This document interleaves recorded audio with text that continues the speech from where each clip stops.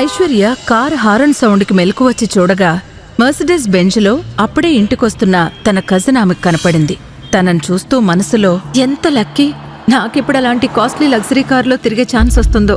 ఏం చేస్తాం, అయినా మా నాన్న 9 to 5 జాబ్ చేసి ఆకాష్కి చెందుకు చేశాడు. అది విన్న ఆకాష్ బాధపడి వెంటనే ఆఫీసుకు బయలుదేరాడు. ఆఫీసుకు వెళుతూ దగ్గరలో ఉన్న కార్ షోరూంకి వెళ్లి, ఈ షోరూంలో అన్నిటికన్నా కాస్ట్లీ కార్ చూపించు నాకు. ఏంటి బాబు, జోక్ చేస్తున్నావా? నేను చూస్తుంటే సైకిల్ కూడా ఇన్స్టాల్మెంట్లో తీసుకునే వాళ్ళ ఉన్నావు. అసలు తెలుసా కాస్ట్లీగా ఎలా ఉంటుందో నీకు? అప్పుడు ఆకాష్ ఇచ్చిన కార్డు తీసుకున్న సేల్స్ మ్యాన్ దాని మీదున్న పేరు చూసి ఒక్కసారిగా భయపడిపోయి వణుకుతున్న గొంతుతో, ఆకాష్ సార్, సార్ మీరిక్కడ? చివరికి గుర్తుపట్టావన్నమాట నన్ను. అవును, నేనే ఆకాష్ వర్మని, మిత్ర గ్రూప్ ఆఫ్ ఇండస్ట్రీస్ అధినేతని.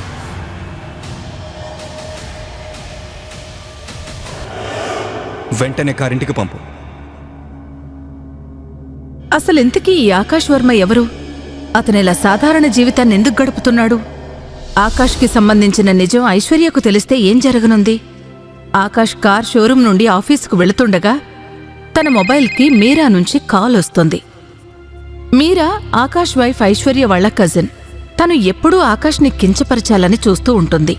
ఏమైంది బావగారు, ఫోన్ ఎత్తడానికి ప్రాబ్లం ఏంటి? అదేం లేదు మీరా, నేను సర్లే అవన్నీ వదిలే. నాదో చిన్న పనుంది. కేఆర్ జ్యువెలర్స్ దగ్గర నా నెక్లెస్ ఒకటుంది, అది కలెక్ట్ చేసుకుని వెంటనే ఇక్కడికి రండి. మీరా, నేను ఇప్పుడు బ్యాంక్ వెళ్ళాలి. ఏంటి బావగారు, అయినా బ్యాంకుకి వెళ్లాల్సిన అవసరం మీకేంటి? మేమిచ్చే ముష్టి మీకు సరిపోవట్లేదా? కాబట్టి సాకులు చెప్పటం మానేసి నా నెక్లెస్ తీసుకుని 1 గంటలో ఇక్కడికి రండి. మర్చిపోయాను, ఆ షాప్ వాడు మీకు 30,000 అమౌంట్ కూడా ఇస్తాడు. అందులో 1 పైసా కూడా మిస్ కాకుండా తీసుకురావాలి. చూడు మీరా, నేను ఇప్పటి వరకు ఎలాంటి దొంగతనం చేయలేదు. అండ్ ఇంకొకటి, నా మీద నమ్మకం లేకపోతే నీ సర్వెంట్కి చెప్పి ఆ నెక్లెస్ ఎందుకు తెప్పించుకోవచ్చు కదా. చూడండి బావగారు, మీకు ఎప్పటికి అర్థమవుతుంది ఈ ఇంట్లో వాదించటానికి మీకు హక్కు లేదని? అందుకే మీకు మళ్ళీ మళ్ళీ చెబుతున్నాను, ఆ అమౌంట్లో 1 రూపాయి కూడా మిస్ అవ్వకూడదు అని. ఇక మీరు త్వరగా ఇంటికి రండి అని చెప్పి మీరా ఫోన్ డిస్కనెక్ట్ చేసింది. ప్రపంచంలో అంతకంటే నీచమైన విషయం ఉండదన్నట్టుగా ఆకాష్ తన మొబైల్ వైపు చూశాడు. ఆకాష్ జ్యువెలరీ షాప్లో నెక్లెస్ తీసుకుని ఇంటికొచ్చేసరికి తన కోసం మరో అవమానం ఎదురుచూస్తూ ఉంది. ఇంట్లో కడుగు పెట్టేసరికి ఐశ్వర్య తల్లి పద్మావతి తన ఫ్రెండ్స్తో కలిసి కార్డ్స్ ఆడుకుంటూ ఉంటుంది. చూడు పద్మావతి, నేను మీ ఇంటికి రాగానే నా చెప్పు ఎలా తెగిపోయిందో. నేను ఇంటికి ఎలా వెళ్ళాలి? దానికెందుకు నువ్వు టెన్షన్ పడతావు? ముందు పార్టీ ఎంజాయ్ చేయి. నేనెవరైనా సర్వెంట్కి చెప్పి నీ చెప్పులు రిపేర్ చేయిస్తాలే. లేదు, నా చెప్పులు చాలా కాస్ట్లీ. నేను ఏ సర్వెంట్ని నమ్మను. కానీ ఇంటికైతే వెళ్ళాలి కదా, అర్థం చేసుకో పద్మావతి కొంచెం. అతను సర్వెంట్ కాదు, సర్వెంట్ కంటే కొంచెం ఎక్కువ. నీ పని నీట్గా చేయించి పెడతాడు. టెన్షన్ పడకుండా ఆడు. ఆకాష్ ఇంట్లోకి ఎంటర్ అయ్యాడో లేదో ఆమె కళ్ళు అతనిపై పడ్డాయి. వెంటనే ఆకాష్ని పిలిచింది. ఆకాష్, ఒకసారి ఇలా రా.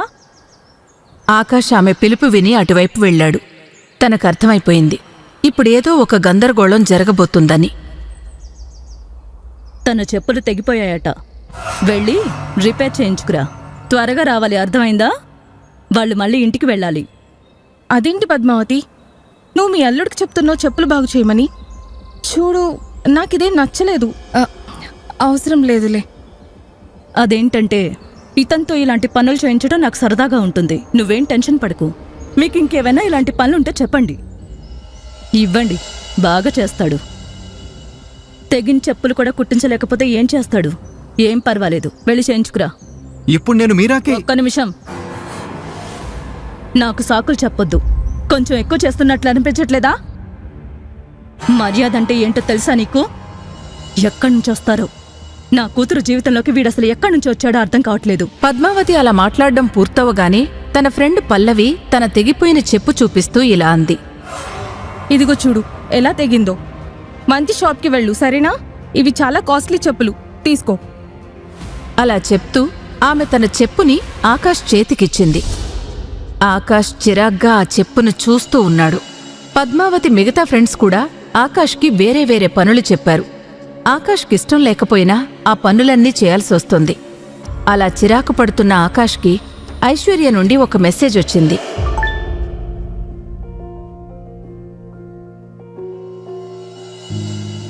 అది చూసిన ఆకాష్ మొహంలో ఒక చిరునవ్వు వచ్చింది. అప్పటిదాకా తనకున్న చిరాకులన్నీ ఒక్కసారిగా మాయమైపోయాయి. ఫోన్లో ఉన్న ఐశ్వర్య ఫోటో చూస్తూ మనసులో ఇలా అనుకున్నాడు, ఇన్ని అవమానాలు భరిస్తూ నేనింకా ఇక్కడే ఉన్నానంటే అది కేవలం నిన్నొదులుకోవడం ఇష్టం లేకే ఐశ్వర్య. I love you. కాని వీటన్నిటినీ ఇంకెన్నాళ్ళో నడవనివ్వను. అలా ఆలోచిస్తూ ఐశ్వర్య వాళ్ల కంపెనీకి వెళ్లడానికి బయలుదేరాడు ఆకాష్. వెళ్లేదారిలో ఆకాష్కి ఒక ఫ్లవర్ బొకే షాప్ కనిపించింది. ఏదో ఆలోచించి బండాపి జేబులోంచి పర్స్ తీసి చూశాడు. అందులో జస్ట్ ఒక 500 రూపీస్ నోటు మాత్రమే కనిపించింది. డబ్బులైతే ఇంతే ఉన్నాయి. నో ప్రాబ్లం ఐశ్వర్య, నీకోసం ఎంతైనా తక్కువే. తమ్ముడు, ఒక మంచి బొకే చేసేవు. ఆ డబ్బులన్నీ ఇచ్చేసి ఐశ్వర్య తీసుకో కోసం తమ్ముడు. ఒక మంచి బొకే తీసుకున్నాడు. బాగు చేయించడానికి తెచ్చిన చెప్పును చూస్తూ, సారీ ఆంటీ, మీ పని అయ్యే ఛాన్సే లేదు. థ్యాంక్ యూ తమ్ముడు. ఆకాష్ ఆ రోజు మొదటిసారి ఐశ్వర్య వాళ్ల కంపెనీకి వెళుతున్నాడు.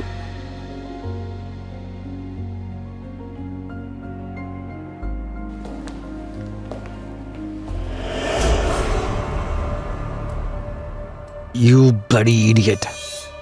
కళ్ళు కనిపించట్లేదా నీకు? గుడ్డోడివా నువ్వు? ఈ ఆఫీసులో నిలబడ్డానికి కూడా నీకు అర్హత లేదు.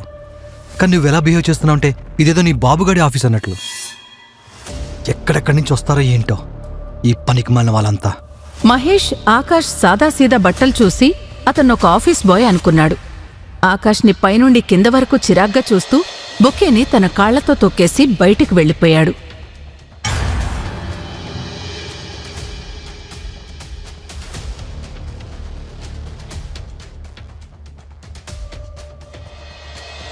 ఆకాష్ అవమానంతో ఆ బొకే వంక చూసి ఏమీ అనలేక మౌనంగా ఉండిపోయాడు.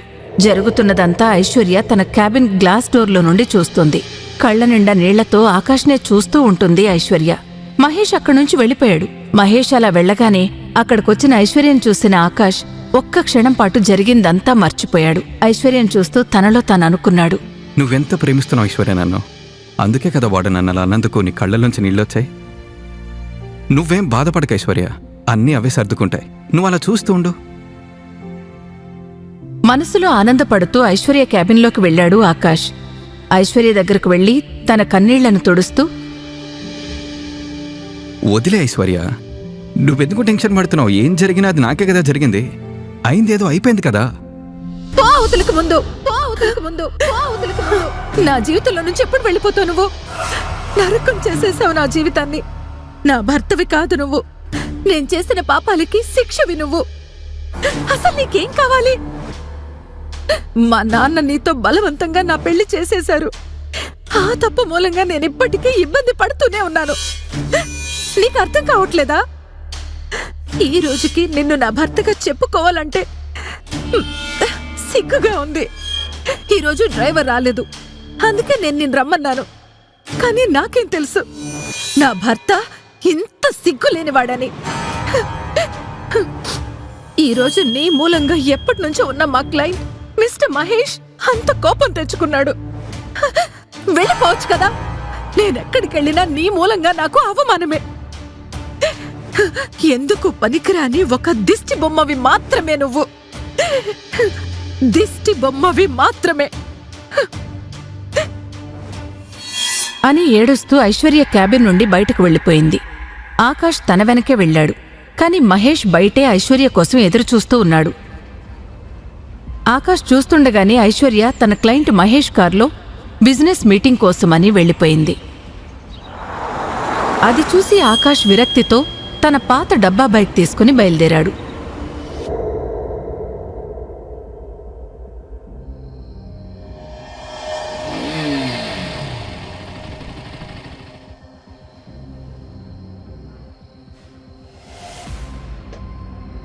దారిలో ఆగి ఆకాష్ లైట్గా డ్రింక్ తీసుకున్నాడు.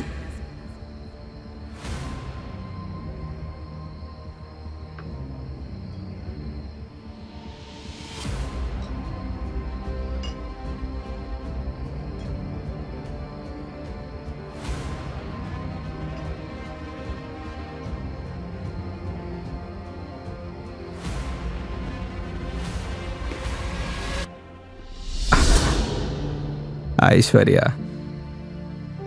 నాకు తెలుసు నీ తప్పేం లేదని. తప్పంతా నా తలరాతదే. నాకు నమ్మకం ఉంది నువ్వు ఏదో ఒక రోజు పరిస్థితిని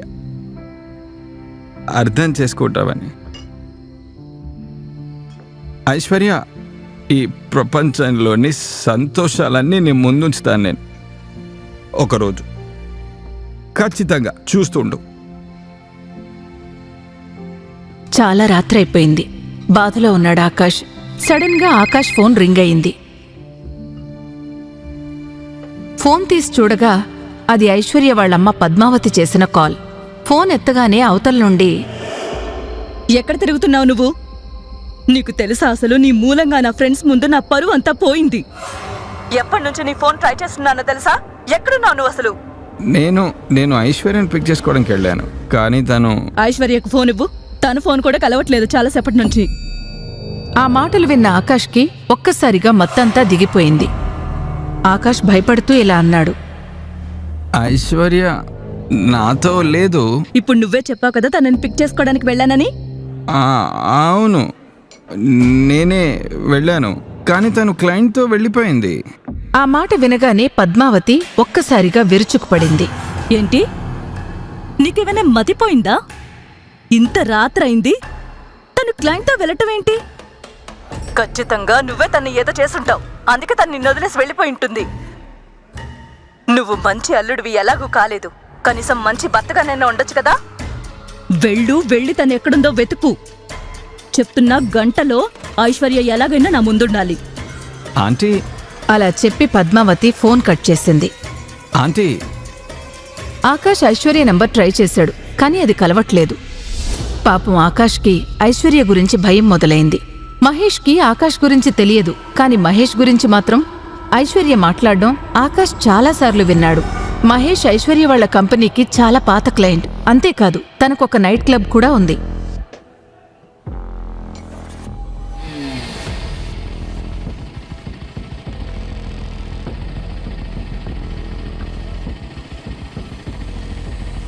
ఆకాష్ వాళ్ళ క్లబ్ దగ్గరకు వెళ్లి బైక్ ఆపి లోపలికెళ్లాడు. లోపలంతా గోలగోలగా ఉంది. అందరూ డ్రింక్ చేసి డాన్స్ చేస్తున్నారు.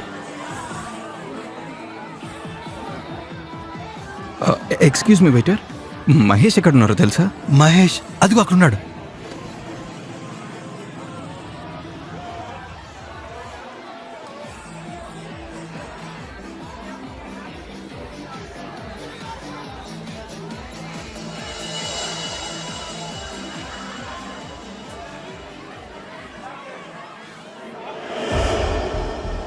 Are you okay? No, I'm fine. Are you sure? Yeah, లైట్గా హెడేక్గా ఉంది. ఏ పర్లేదు, ఇలా రా ఒకసారి. ఓకే, అంత ఓకే కదా?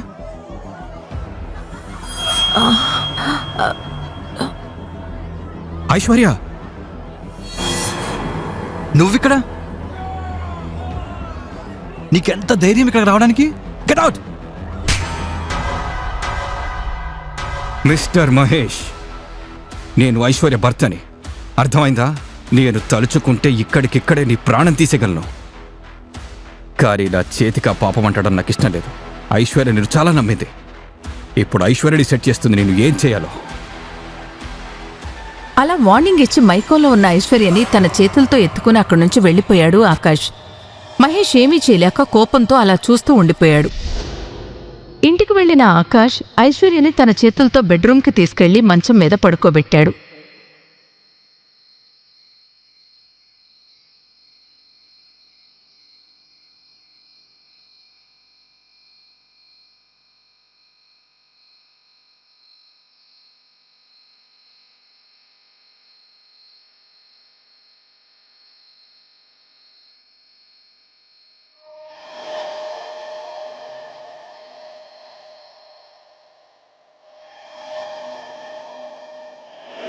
తెల్లవారుగానే ఆకాష్ త్వరగా లేచాడు.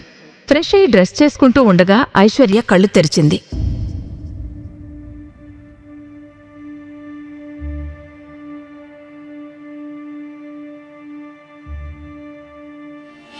ఆకాష్ని తన బెడ్ పక్కన చూడగానే ఐశ్వర్య అరవడం మొదలుపెట్టింది. నీకెంత ధైర్యం ఉంటే నన్ను నీ బెడ్ మీద పడుకోబెడతావు? ఎలా వచ్చాను నేను ఇక్కడికి? ఆకాష్ ఐశ్వర్యను చూస్తూ ఉండిపోయాడు. ఆకాష్ ఏమనుకున్నాడంటే ఐశ్వర్య లేవగానే తనకు థ్యాంక్స్ చెప్తుందని. ఎందుకంటే తన ఐశ్వర్యను కాపాడాడు. కాని విచిత్రంగా రివర్స్లో తన మీదే అరవడం మొదలుపెట్టింది. నీకు తెలుసు కదా నా రూమ్ వేరేదని. అన్నీ తెలుసు కూడా నన్ను తీసుకొచ్చి నీ రూమ్లో నీ బెడ్ మీద పడుకోబెట్టడానికి నీకెంత ధైర్యం? ఎందుకు ఇలా చేసావు? ఐశ్వర్య, రాత్రి నువ్వు మత్తులో ఉన్నావు. నేను నిన్ను మహేష్ నుండి కాపాడి ఇక్కడికి తీసుకొచ్చాను. నిన్న పరిస్థితుల్లో చూసి వదిలేసి రాలేకపోయాను. అప్పుడు ఐశ్వర్యకి రాత్రి జరిగిందంతా గుర్తుకొచ్చింది. మహేష్ తను తాగే డ్రింక్లో ఏదో మందు కలిపాడు. మత్తులోకి వెళుతుండగా అవకాశం తీసుకుని మిస్బిహేవ్ చేయడం మొదలుపెట్టాడు. అప్పుడు ఆకాష్ అక్కడికి రావడం వరకు గుర్తుంది. ఆ తర్వాత ఐశ్వర్య మైకంలోకి వెళ్ళిపోయింది. అప్పుడు ఐశ్వర్య ఒక్కసారిగా సైలెంట్ అయిపోయింది. తన మీద తనకే కోపం వచ్చింది. కాని మాట మార్చి ఇలా అంది. అవును, నాకు తెలుసు రాత్రి ఏం జరిగిందో. కాని జరిగిందన్న అవకాశంగా తీసుకుని నువ్వు నాకు దగ్గరవ్వాలని చూస్తే మాత్రం బావుండదు. నీ మైండ్లో అలాంటి ఆలోచనలేవైనా ఉంటే మాత్రం ఇప్పుడే అవన్నీ తీసేసాయి. సరిగ్గా అప్పుడే ఐశ్వర్య మొబైల్కు ఒక నోటిఫికేషన్ వచ్చింది. అందులో వచ్చిన మెసేజ్ చూసి ఐశ్వర్య ఒక్కసారిగా షాక్ అయింది. కంగారుగా ఈమెయిల్ చదువుతూ, ఇలా ఎలా జరుగుతుంది? ఈ ఆఫీసర్ ఇలా ఎలా నా డ్రీమ్ ప్రాజెక్ట్కి అప్రూవల్ ఇవ్వకుండా ఉంటాడు? సడన్ గా ఐశ్వర్య మొబైల్ రింగ్ అయింది. స్క్రీన్పై ఉన్న నంబర్ చూస్తే అది ఐశ్వర్య వాళ్ల బాబాయ్ మయూకాంత్ నుండొచ్చిన కాల్. ఐశ్వర్య వాళ్ల కంపెనీలన్నింటికీ వాళ్ల బాబాయ్ మయూకాంత్ చూసుకుంటున్నాడు. ఐశ్వర్య ఫోన్ వంక ఎలా చూస్తుందంటే లిఫ్ట్ చేస్తే ఎలాంటి ప్రళయం వస్తుందో అన్నట్టు. చివరికి ఫోన్ లిఫ్ట్ చేసింది ఐశ్వర్య. ఐశ్వర్య, మన కంపెనీ ప్రెస్టీజియస్ ప్రాజెక్ట్ నీ చేతిలో నుండి వెళ్ళిపోయినట్లే. అంతేకాదు, నువ్వు ఈ కంపెనీకి మన ఫ్యామిలీకి సంబంధించిన బిజినెస్లన్నింటికీ దూరంగా ఉండాల్సిందే. ఈ రోజు నుండి నీకు మన కంపెనీతో ఎటువంటి సంబంధం లేదు. ఆ మాటలు విన్న ఐశ్వర్య చేతిలో నుండి ఫోన్ కింద పడిపోయింది. వాళ్ళ బాబాయ్ తీసుకున్న నిర్ణయానికి ఐశ్వర్య ఒక్కసారిగా కుప్పకూలిపోయింది. ఐశ్వర్యం చూసి ఆకాష్ కంగారుగా, ఐశ్వర్య, ఫోన్ చేసింది ఎవరు? ఐశ్వర్య, ఐశ్వర్య.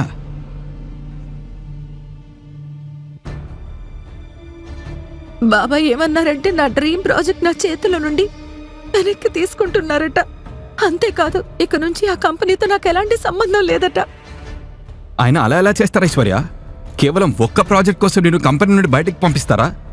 అది కూడా అప్రూవల్ రాకపోతే అది నీ తప్పెలా అవుతుంది? నీ సింపతి నాకేం అవసరం లేదు.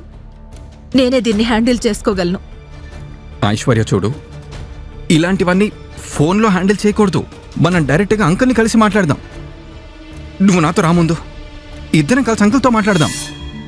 ఐశ్వర్య ఒక క్షణం ఆకాష్ వంక చూసి ఏదో ఆలోచించి ఇలా అంది. థ్యాంక్ యూ, పద.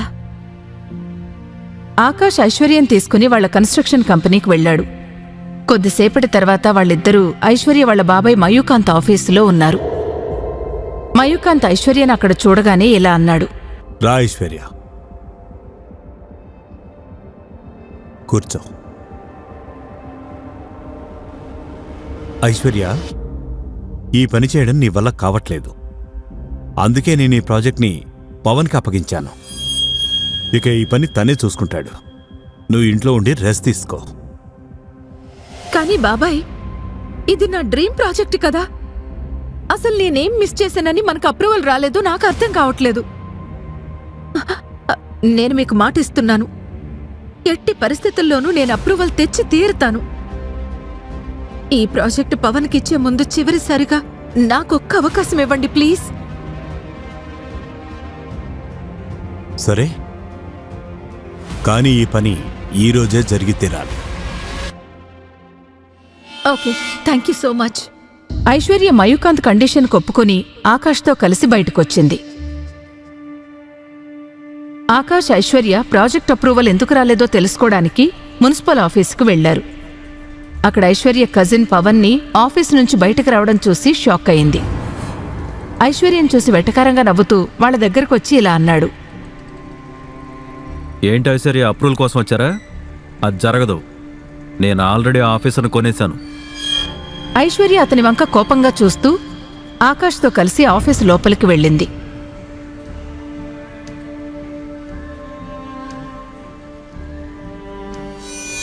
మిస్టర్ రాహుల్, నేను మీతో కొంచెం మాట్లాడాలి. చెప్పండి ఐశ్వర్య మేడం, ఇలా వచ్చారేంటి?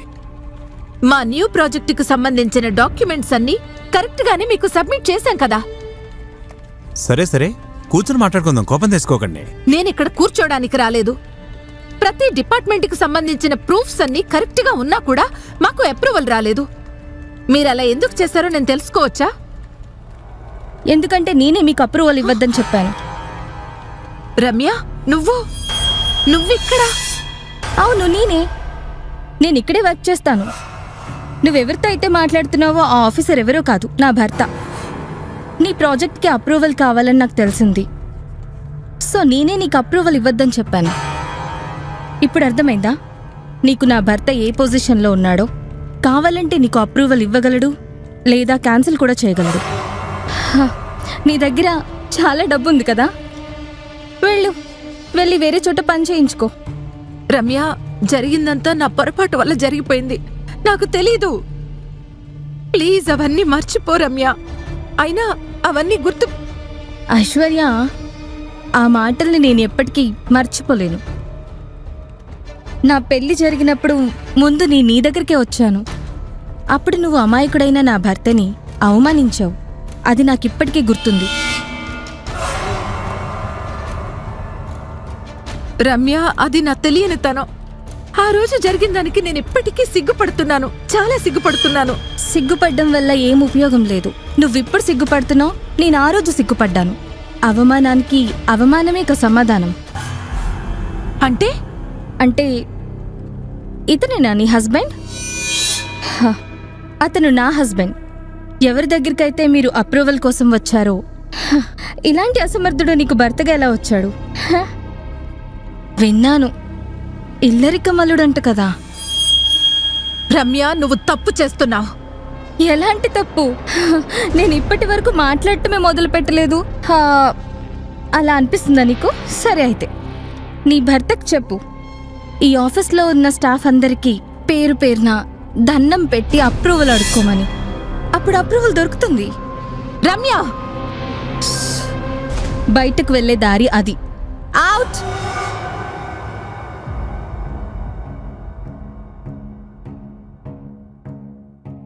సార్ ప్లీజ్ సార్ ఏదో ఒకటి చేయండి. సిస్టర్, మీరు చెప్పండి ప్లీజ్. మీరు అడిగింది ఏదైనా చేస్తాను నేను. మీరు చెప్పండి, నేను చేస్తాను ఏదైనా. అప్రూవల్ ఇవ్వండి ప్లీజ్. అయ్యో, పని అయినట్లేదే. So sad. ఇప్పుడు ఈ ప్రాజెక్ట్ నువ్వు నాకు ఇచ్చేయాల్సిందే. నువ్విప్పుడు మా నాన్న దృష్టిలో ఎందుకు పనికిరాని దానివి, అవునా? నువ్విక ఈ కంపెనీ కూడా వదిలేయాల్సి వస్తుంది. నువ్వేం టెన్షన్ పడక ఐశ్వర్య, అన్నీ నేను చూసుకుంటాను. నువ్వు జస్ట్ నీ పనికిరాని మొగుడుతో ఇంట్లోనే ఉండి ఎంజాయ్ చేసుకో. ఇంతకీ నీ మొగుడెక్కడున్నాడు? నీతో పాటు బయటికి రాలేదా?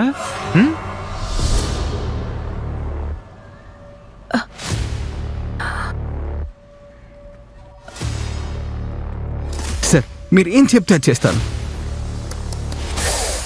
నిజంగా ఇతను నన్ను చాలా ప్రేమిస్తున్నాడు.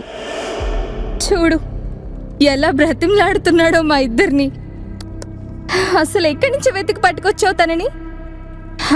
నాకెందుకు, ఇదిగో నీ ప్రాజెక్ట్ అప్రూవల్ కోసం సైన్ పెట్టడం అయిపోయింది. కానీ అదెలా జరుగుతుంది? నేను నీ భర్తకి డబ్బులు ఇచ్చాను ఆల్రెడీ. అయితే నీ డబ్బులు నీకు వాపస్ వస్తాయి. నువ్వురా.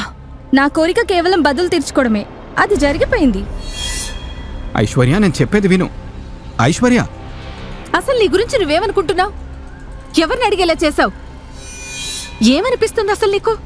అంతలా నీ పరువు అంతలా తీశాక నేను ఈ ప్రాజెక్ట్ ఎలా ఒప్పుకుంటాననుకున్నావు? అంత దిగజారిపోయాను అనుకున్నావా? ముందిక్కడి నుంచి పద. ఐశ్వర్య,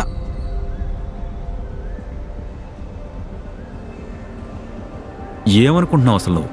ఇలా చేస్తే ఐశ్వర్యకి అన్నీ తిరిగి వస్తాయనుకుంటున్నావా? నేను తనని వదలను. తను నా వైఫ్. నువ్వే కాదు, నేనుండగా ఐశ్వర్య కాలిగోటిని కూడా ఎవరు తాకలేరు. ఓ చూద్దాంలే, నువ్వెన్నాళ్ళు ఐశ్వర్యకి తోడుగా ఉంటావో. మీ ఇద్దరూ ఎలా కలిసి ఉంటారో నేను కూడా చూస్తాను.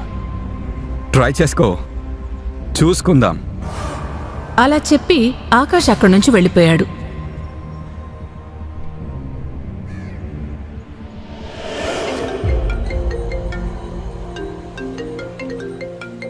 హలో. అమ్మా ఐశ్వర్య, ప్రాజెక్ట్ అప్రూవల్ వచ్చిన సందర్భంగా ఈరోజు ఇంట్లో పార్టీ అరేంజ్ చేశాం. ఆకాష్తో కలిసి వచ్చేసేయ్, ఓకే? సరే బాబాయ్, థ్యాంక్ యూ. మేమిద్దరం వస్తాం. బాయ్. సాయంత్రం అయింది.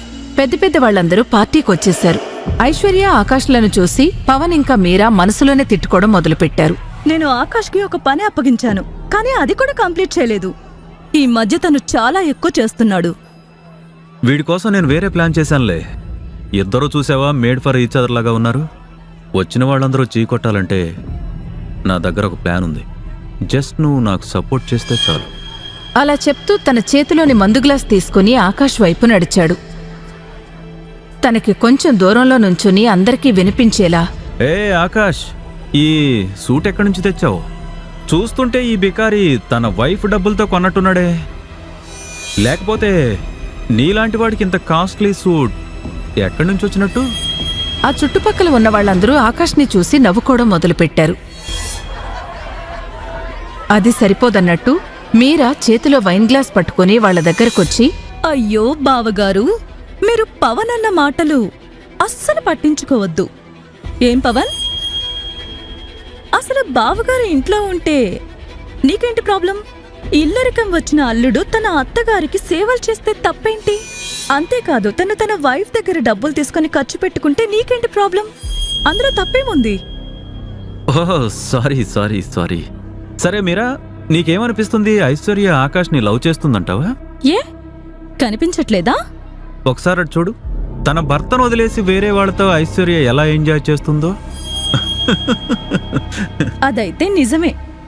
వీళ్ళిద్దరి మధ్యలో అయితే ఎటువంటి రిలేషన్ ఉన్నట్టు లేదు. మరి వదిలేయండి బావగారు, మాతో పాటు ఎంజాయ్ చేయండి. అలా అంటూ మీరా వైన్ గ్లాస్ని ఆకాష్ చేతికివ్వబోయింది. ఆకాష్ వద్దని చెప్తూ, లేదు మీరా, నాకు అలవాట్లేదు. చాలే ఆకాష్, ఇంత పెద్ద పార్టీలో బిల్డప్ ఎందుకులే? ఇది మన పరువుకు సంబంధించిన విషయం. తాగండి బాబు గారు, డ్రింక్ చేయడానికి అంత సిగ్గేంటి? వద్దంటుండగానే ఆకాష్తో గ్లాసులో డ్రింక్ మొత్తం తాగించేశాడు పవన్. పవన్ ఆ గ్లాస్ తీయగానే మీరా తన చేతిలోని గ్లాస్ని ఆకాష్ నోటికందించి ఇలా చెప్పింది, అరే, నేను తాగిస్తే తాగరా మరి బావగారు? కానివ్వండి, కొంచెం కూడా తాగేయండి. ఆకాష్ వద్దంటూనే ఉన్నాడు, కానీ తన మాట ఎవరూ వినిపించుకోలేదు. కొద్దిసేపటికి ఆకాష్కి తన మీద తనకే కంట్రోల్ పోవడం స్టార్ట్ అయింది. అలా మత్తులోకి జారిపోయాడు. తర్వాత పవన్, మీరా ఆకాష్ని అవమానించడం మొదలుపెట్టారు. మరోవైపు మయూకాంత్ వచ్చిన గెస్ట్లతో మాట్లాడుతూ ఉన్నారు. అప్పుడు పవన్ ఇలా మాట్లాడుతూ, లేడీస్ అండ్ జెంటిల్మెన్, ఇతనే మా ఎల్లరికపు అల్లుడు మిస్టర్ ఆకాష్. ఇతని వెనక చాలా పెద్ద కథే ఉంది. తను ఎలాంటి బ్యాక్గ్రౌండ్ నుంచి వచ్చాడు, అతని ఇంటి పేరేంటి, ఈరోజు మనం అన్నీ తెలుసుకోబోతున్నాం. ఏం బావగారు, చెప్పండి. ఆకాష్ మత్తులో తూలుతూ ఇలా అన్నాడు, మీరు తెలుసుకోవాలనుకుంటే కనుక వినండి. పనికి మాలిన బామ్మరిది, ముందు నీతో మొదలు పెడతాను. నువ్వు నంబర్ 1 వేస్ట్ ఫెలో, అంతేకాదు ఒక చీటర్ కూడా. కన్స్ట్రక్షన్ కంపెనీ మొత్తాన్ని నీ చేతిలోకి తీసుకోవాలనుకుంటున్నావు కదా, అందుకే నువ్వు ఐశ్వర్యాని దారి నుంచి తప్పించాలని చూసావు కదా. అంతేకాక నన్ను ఐశ్వర్యాని విడదీయాలనుకుంటున్నావు కదా. ఆకాష్, ఏంటి పిచ్చి పిచ్చిగా మాట్లాడుతున్నావు? ఇంకా నా మాటలు పూర్తి కాలేదు పవన్. అవును, నువ్వు బిజినెస్ని గుప్పెట్లో పెట్టుకోవాలని తెగ ట్రై చేస్తున్నావు. అప్రూవల్ నువ్వు తీసుకొని బిల్డప్ ఇద్దామనుకున్నావా? ఆకాష్, ఏం జరుగుతుంది ఇక్కడ? అయ్యయ్యో అంకుల్, అంకుల్ మీ గురించి అయితే ఏం చెప్పగలను. చెప్పాలంటే మీరు ఐశ్వర్యను మోసం చేస్తున్నారు. మనసులో మీకు వీడే గెలవాలని ఉంది. అందుకే ప్రతిసారి ఐశ్వర్యకు వ్యతిరేకంగా వీడికి సపోర్ట్ చేస్తున్నారు. ఆకాష్, ఈయన మా నాన్నగారు. మీరా వీరా నాకు తెలుసు. వీరిద్దరూ ఐశ్వర్య వెనక ఎన్ని గోతులు తీస్తున్నారు. చివరికి వీరిద్దరూ తన బాబాయ్ పిల్లలు. వీరిద్దరికి ఒకళ్ళ మీద ఒకళ్ళకి ఎంత కోపం ఉంటుందో నాకు తెలుసు. కానీ విషయం ఐశ్వర్యకి సంబంధించినదైతే మీరిద్దరు ఒకటవుతారు. నాకు తెలుసు. నన్ను చెడుగా చూపించడానికి మీరు నాతో డ్రింక్ తాగించారు. కానీ నేను ఇక్కడ ఐశ్వర్య కోసం స్ట్రాంగ్గా నిలబడ్డాను. నేనుండగా తనకేమీ కానివ్వను. అలా చెప్తూ ఉండగా ఆకాష్ కళ్ళు మూతలు పడుతున్నాయి. ఏదో ఆలోచిస్తూ, నిజం చెప్పాలంటే ఐశ్వర్య ఇంట్లో బిజినెస్లో ఒక రెస్పాన్సిబుల్ పర్సన్. తను ఒంటరిది. తను అందరి కోసం చేస్తుంది. కానీ మీరు తన గురించి అస్సలు ఆలోచించరు. అవునా? చాలా ఎక్కువగా మాట్లాడేసావు మా గురించి. ఇంకా మాట్లాడింది చాలు గాని పోయి ఇక్కడి నుంచి. నువ్వు ఐశ్వర్యకి పనివాడిగా కూడా పనికిరావు. ఇక ఎప్పటికీ నీ గతింతే. ఐశ్వర్య కిందపడి ఉన్న ఆకాష్ని నెమ్మదిగా పైకి లేపింది. ఆకాష్ ఇంకా మత్తులో తూలుతూనే ఏదో అనబోతుంటే ఐశ్వర్య తనకి సర్ది చెప్తూ వాళ్లతో, ఈ రోజైతే మీరు మంచి మర్యాద లాంటి హద్దులన్నీ దాటేశారు. ఎవరినైనా కించపరచటానికి మీరు ఎంతకైనా దిగజారుతారనే విషయం నాకు ఈ రోజు బాగా అర్థమైంది. కానీ నేను చెప్పే ఒక్క విషయం పొళ్ళు దగ్గర పెట్టుకుని వినండి. ఆకాష్ని ఏదైనా అనే ముందు ఇది మాత్రం గుర్తుపెట్టుకోండి. తను నా హస్బెండ్. మీరు ఎన్నాళ్ళు ఎంత ట్రై చేసినా ఈ నిజాన్ని మాత్రం మార్చలేరు. ఇప్పుడు చెప్తున్నాను వినండి. ఇక ముందు మీలో ఎవరైనా సరే ఆకాష్తో తప్పుగా ప్రవర్తించడానికి ట్రై చేస్తే నాకన్నా చెడ్డవాళ్ళెవ్వరూ ఉండరు. గుర్తుపెట్టుకోండి.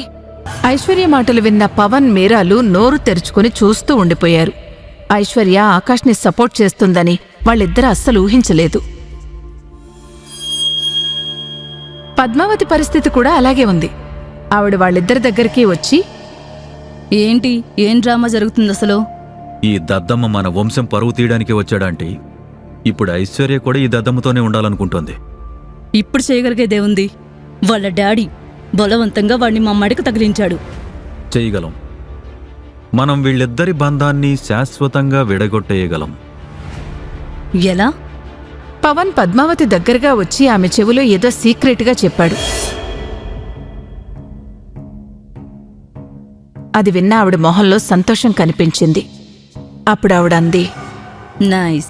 కానీ ఒక్క విషయం గుర్తుపెట్టుకో, ఐశ్వర్యకు మాత్రం ఏం కాకూడదు. మీరు దాని గురించి భయపడకండి. ఐశ్వర్యకి ఏమీ కాదు.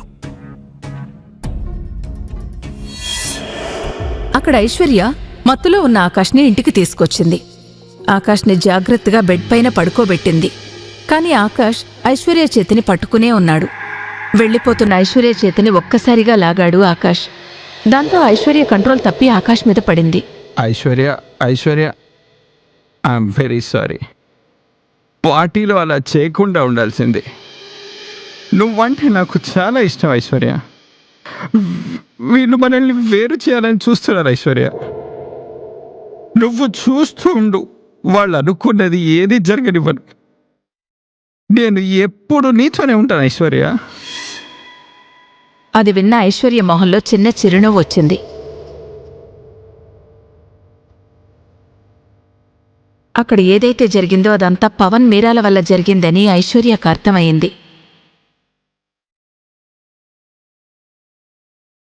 ఐశ్వర్యకు సంతోషంగా అనిపించింది. ఆకాష్ ఏదైతే మాట్లాడాడో అదంతా నిజమే. ఆకాష్ మాట్లాడింది అది కొన్నేళ్ల నుండి ఐశ్వర్య మనసులో ఉన్నదే.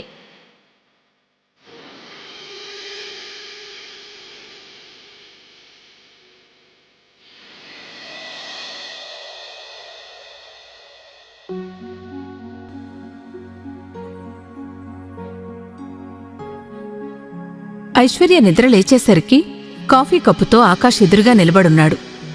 తను ఐశ్వర్యతో, good morning. I'm so sorry. నిన్న పార్టీలో జరిగిన దానికి ఎంత పెద్ద ప్రాబ్లం అయింది. నాకు చాలా సిగ్గుగా ఉంది. ఐశ్వర్య ఆకాష్ వైపు విచిత్రంగా చూసి దీర్ఘంగా ఒక నిట్టూర్పు విడిచి బాత్రూం వైపు వెళ్ళింది. ఐశ్వర్య, అప్పుడే ఆకాష్కి శ్రీనివాస్ నుండి ఫోన్ వచ్చింది.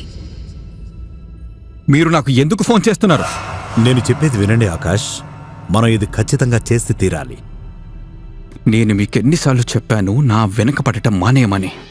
ఇక నాకు ఫోన్ కూడా చెయ్యొద్దు. నేనొక శ్రీమంతుడని ఇక్కడ ఎవ్వరికీ తెలియడం నాకు ఇష్టం లేదు. అది సీక్రెట్గానే ఉండాలి. అని చెప్పి ఆకాష్ ఫోన్ కట్ చేసి కిచెన్ వైపు వెళ్ళాడు. కొంచెం సేపటికి ఐశ్వర్య తిరిగి బెడ్రూమ్కొచ్చింది. అప్పుడు బెడ్పై తనకేదో దొరికింది. అది చూసి తను కొద్దిగా తడబడింది. కోపంగా అక్కడ్నుంచి వెళ్ళిపోయింది. ఐశ్వర్య ఆకాష్ దగ్గరకొచ్చింది. ఆకాష్ కోపంగా ఉన్న ఐశ్వర్యను చూసి కొంచెం షాక్ అయ్యి ఇలా అన్నాడు.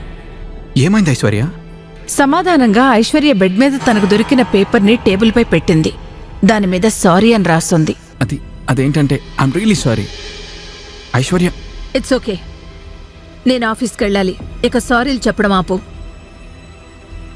కనీసం కాఫీ దగ్గర వెళ్ళొచ్చు కదా. నా దగ్గర అంత టైం లేదు, నువ్వు తాగు, నేను రెడీ అయి వస్తాను. ఆఫీస్కి వెళుతున్న ఐశ్వర్యకి సన్ గ్లాసెస్ ఇచ్చి ఆకాష్ ఇలా అన్నాడు. నీ గ్లాసెస్ ఐశ్వర్య, నువ్వు మర్చిపోయి వచ్చావు. పెట్టుకో, లేకపోతే నీకు తలనొప్పి వస్తుంది. ఐశ్వర్య చిరునవ్వు నవ్వి వాటిని తీసుకుంది. ఆఫీస్కు వెళ్లడానికి కార్ దగ్గరికి వెళ్ళింది. ఆకాష్ తన బైక్ దగ్గరికి వెళ్ళాడు.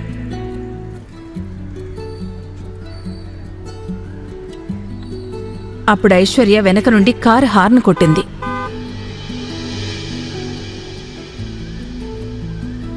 ఆకాష్ దగ్గరికి వెళ్ళి తనతో, ఈరోజు నేను నీ బైక్ మీద రావచ్చా? ట్రాఫిక్తో చాలా ప్రాబ్లం అవుతుంది. ఆకాష్ వెంటనే బైక్ సీట్ క్లీన్ చేసి ఐశ్వర్యని కూర్చోమన్నాడు. ఐశ్వర్య బైక్ మీద కూర్చుని ఆకాష్ భుజాల మీద చేతులు వేయగానే ఆకాష్కెంతో సంతోషంగా అనిపించింది. ఒక స్మైల్ ఇచ్చి ఆకాష్ బైక్ స్టార్ట్ చేశాడు.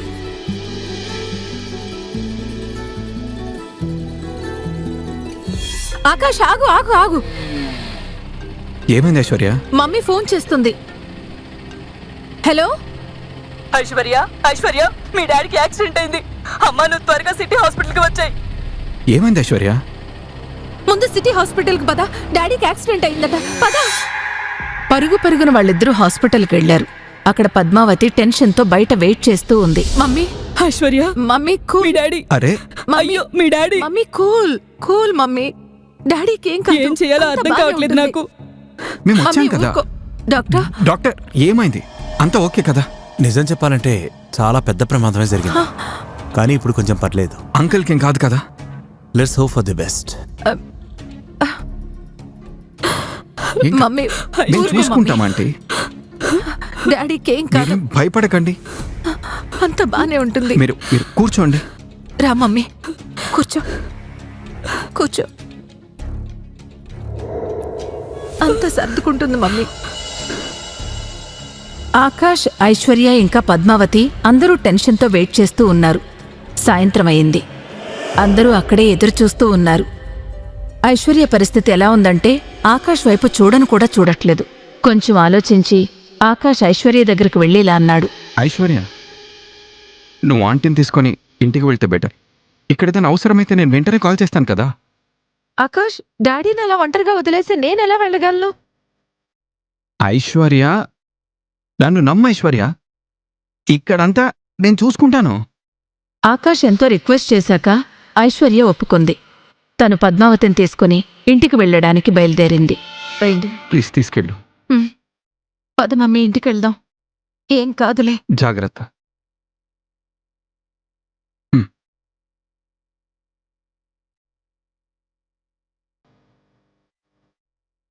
ఐశ్వర్య వాళ్ళ నాన్న యాక్సిడెంట్ గురించి ఆకాష్ కూడా చాలా బాధపడ్డాడు. ఎందుకంటే జీవితంలో తననెవరైనా నమ్మారు అంటే అది చంద్రకాంత్ మాత్రమే. ఆకాష్కి ఆయనంటే చాలా అభిమానం.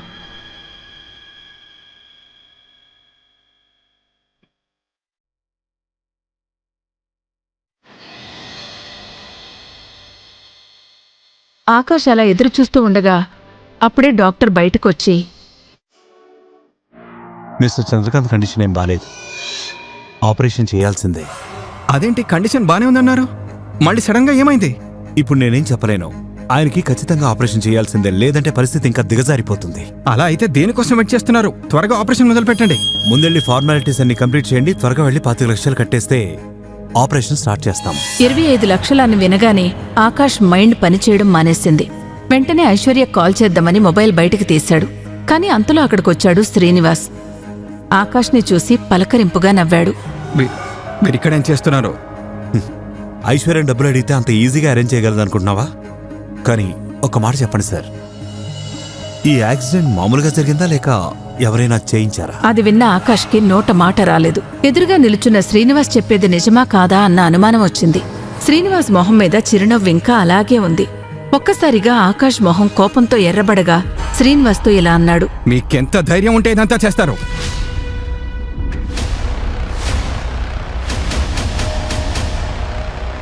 రాజశేఖర్ వర్మ గారి ధైర్యం మీకు ఇంకా పూర్తిగా తెలీదు. ఆయన తలుచుకుంటే ఏదైనా చేయగలరు. ఇది చిన్న యాక్సిడెంట్ మాత్రమే. మీరు చాలా తప్పు చేశారు. మీరు దీనికి సమాధానం చెప్పి తీరాల్సిందే. ఇప్పుడు దీనికోసం 25 లక్షలు కదా కావాల్సింది. నేను ఇప్పుడు ఆ అమౌంట్ ఇవ్వడానికి రెడీగా ఉన్నాను. కానీ మీరు మిత్రా గ్రూప్కి రావాల్సి ఉంటుంది. మీ కంపెనీకి 25 లక్షలు అనేది పూచిక పుల్లతో సమానం. ఏమంటారు? ఆ డబ్బులు మీరు కట్టి తీరాల్సిందే. అంకుల్కి జరిగిన యాక్సిడెంట్ లెక్క నేను తర్వాత తెలుసుకుంటాను. కానీ నేను మీ మాట అస్సలు వినను. అరే, ఈ డబ్బులు నేను ఇవ్వకపోయినా మీకేం తేడా ఉండదు ఆకాష్, ఎందుకంటే ఐశ్వర్య మీతో ఉంది కాబట్టి. కానీ ఇంకోసారి ఆలోచించు. నువ్వు నా మాట వినకపోవడం వల్లే తన తండ్రికి యాక్సిడెంట్ అయిందని కనుక ఐశ్వర్యకు తెలిసిందా, ఇప్పుడిప్పుడే బలపడుతున్న మీ బంధం పూర్తిగా తెగిపోతుంది. నేను చెప్పేది మీకు అర్థమైందా? ఆకాష్ శ్రీనివాస్ వైపు అలా చూస్తూ ఉండిపోయాడు. నిజానికి శ్రీనివాస్ చాలా తెలివిగా ట్రిక్ ప్లే చేశాడు. కానీ ఆ విషయాన్ని ఇప్పటి వరకు ఎందుకు ఆ విధంగా ఆలోచించలేదని ఆకాష్ పశ్చాత్తాపడ్డాడు. అరే ఇంకో విషయం, నువ్వు అవునా అని చెప్పకపోతే మీ నాన్నగారి గురించి నీకు బాగా తెలుసు. ఇంకా ఇది ఇక్కడితో ఆగదు, అర్థమైందా? ఐశ్వర్య కూడా ఉంది. ఐశ్వర్య పేరు వినగానే ఆకాష్ ఒక్కసారిగా భయపడ్డాడు. శ్రీనివాస్ ఆపి ఇలా అన్నాడు. సరే సరే, నువ్వు చెప్పే ప్రతిదానికి నేను ఒప్పుకుంటాను. కానీ ఐశ్వర్యకి కానీ తన కుటుంబానికి కానీ ఏ హాని జరగకూడదు. ఇంకో మాట, నేను ఎవరనేది ఎవరికి తెలియకూడదు. అంతేకాదు, ఇదంతా నా వల్లే జరిగిందని కూడా ఎవ్వరికి తెలియకూడదు. ఆకాష్ చెప్పిన సమాధానం విని శ్రీనివాస్ నవ్వడం మొదలుపెట్టాడు. అప్పుడు ఆకాష్ ఎదురుగా ఐశ్వర్య రావడం గమనించాడు. ఆమె చేతిలో టిఫిన్ బాక్స్ ఉంది. ఆమెను చూడగానే శ్రీనివాస్ అక్కడి నుంచి వెళ్ళిపోయాడు. ఎవరతను? అది వదిలే. ఇప్పుడు డాక్టర్ వచ్చి చెప్పాడు వెంటనే ఆపరేషన్ చేయాలి, 25 lakhs అవుతుంది అని. కానీ నువ్వేం టెన్షన్ పడదు, నేనేదో ఒకటి చేస్తాను. కానీ లేదు, ఏం లేదు, ఏదో ఒకటి చేసినా సరే ఇప్పుడు ఖచ్చితంగా ఆపరేషన్ అయితే జరగాలి. ఇప్పుడు అంత డబ్బు ఎక్కడి నుంచి తీసుకొస్తావు? నువ్వు దాని గురించి అస్సలు వరి అవ్వకు, నేనున్నాను కదా. ఓకే. అవసరమైన ఫార్మాలిటీస్ పూర్తి చేసిన వెంటనే చంద్రకాంత్ ఆపరేషన్ మొదలైంది. కొంతసేపటికి డాక్టర్ బయటకొచ్చి చంద్రకాంత్ పరిస్థితి బాగానే ఉందని చెప్పారు. Doctor, don't worry, operation success అయింది. అవునా? Thank you doctor.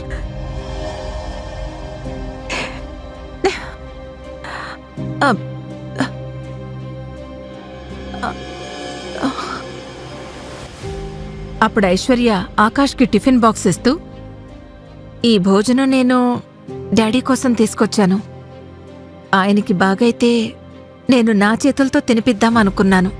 కానీ ఇప్పుడు ఇది నీకివ్వాలనుకుంటున్నాను. నువ్విప్పుడు ఇది తినొచ్చు. ఆకాష్కి అప్పుడు నిజంగానే ఆకలేసింది. అతను బాక్స్ ఓపెన్ చేయగానే అందులో తనకిష్టమైన వంకాయ కూరుంది. ఆకాష్కి అదంటే చాలా ఇష్టం. కానీ అప్పుడు ఆకాష్కి ఐశ్వర్య మాటలు గుర్తొచ్చాయి. ఆ భోజనం ఆమె తండ్రి చంద్రకాంత్ కోసం తెచ్చిందని. కానీ చంద్రకాంత్కి వంకాయ కూర అంటే అస్సలు పడదు. ఆ విషయం ఐశ్వర్యకి బాగా తెలుసు. అంటే దానర్థం ఐశ్వర్య ఆకాష్ కోసమే ఆ భోజనం తయారు చేసి తెచ్చిందని. కానీ ఆ విషయం ఆకాష్కు తెలియకూడదు అనుకుంది. అలా ఆలోచిస్తున్న ఆకాష్ ముఖంలో చిరునవ్వు మెరిసింది. చంద్రకాంత్ని ఐసీయూ నుంచి రూమ్కి షిఫ్ట్ చేశారు. ఐశ్వర్య వాళ్ల డాడీ దగ్గరే ఉంది. ఇంతలో ఆకాష్ భోజనం చేస్తూ ఉండగా అతని మొబైల్కి మీరా నుండి కాల్ వచ్చింది.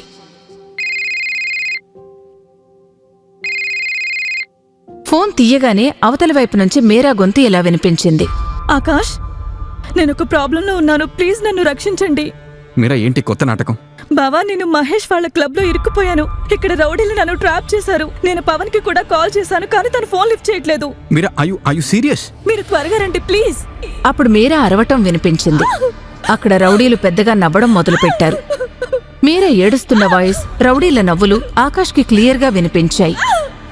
మీరా మాట్లాడుతూ ఉండగా అక్కడున్న రౌడీల్లో ఎవరో ఒకతను తన ఫోన్ విసిరేశాడు. ఆకాష్ గబగబా ఐశ్వర్య దగ్గరకు వెళ్లి తనతో, ఐశ్వర్య, ఐఎమ్ సో సారీ. నాకు ఒక అర్జెంట్ పని పడింది, నేను వెంటనే వెళ్ళాలి. కానీ డాడీ ఎలా? I know it's very urgent యార్. Trust me, it's very urgent. I will just come. నేను ఇప్పుడే వస్తాను. ఆకాష్, ఇప్పుడే వస్తాను. అంకుల్ జాగ్రత్త. ఐశ్వర్య తిరిగి ఏదో చెప్పాలని ప్రయత్నించింది, కానీ ఆకాష్ అక్కడి నుంచి కంగారుగా వెళ్లిపోయాడు. ఆకాష్ మహేష్ క్లబ్కి చేరుకునేసరికి అక్కడెవ్వరూ లేరు. మీరా, క్లబ్ మొత్తం మీరా! ఖాళీగా ఉంది. ఆకాష్కేదో అనుమానంగా అనిపించింది. ఆకాష్ ఇంకొంచెం లోపలికి వెళ్లగానే వెనకాల నుంచి ఎవరో చేతిలో కర్చీఫ్తో గట్టిగా తన ముక్కు దగ్గర నొక్కి పెట్టారు. ఆకాష్ కొంచెంసేపు తనను తాను విడిపించుకోవడానికి ప్రయత్నించాడు, కానీ చివరికి స్పృహ తప్పి పడిపోయాడు. అప్పుడక్కడ ఇద్దరి ముఖాలు కనిపించాయి.